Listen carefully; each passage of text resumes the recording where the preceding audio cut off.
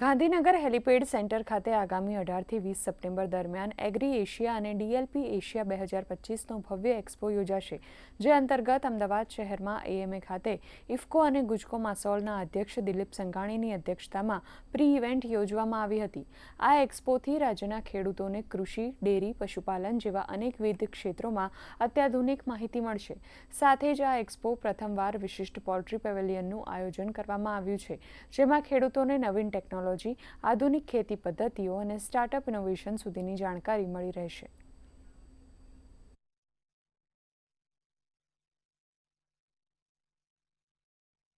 સારા, સુરક્ષિત, મજબૂત અને એની આવકમાં વધારો થાય એ દિશામાં શું કરી શકાય એ વિચાર સાથે આ 14મો એગ્રી એશિયા એક્સપો છે.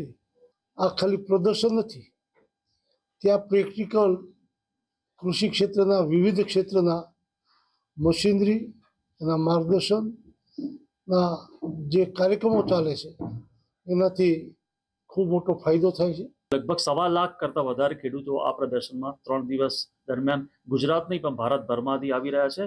ડીલર ડિસ્ટ્રીબ્યુટર નેટવર્કને અમે લોકો ઇન્વાઇટ કર્યું છે, દેશમાંથી નહીં વિદેશમાંથી બી. એટલે એક સારી ઉત્તમ તક છે ભારતના ખેડૂતો અને એગ્રીકલ્ચર, ડેરી અને પોલ્ટ્રી ક્ષેત્રે સંકળાયેલા સ્ટેક હોલ્ડર્સ માટે કે આપ આવો 18થી 20 સપ્ટેમ્બર દરમિયાન એગ્રી એશિયા, ડેરી, લાઇવસ્ટોક, પશુપાલન, પોલ્ટ્રી એક્ઝિબિશનની મુલાકાત લો.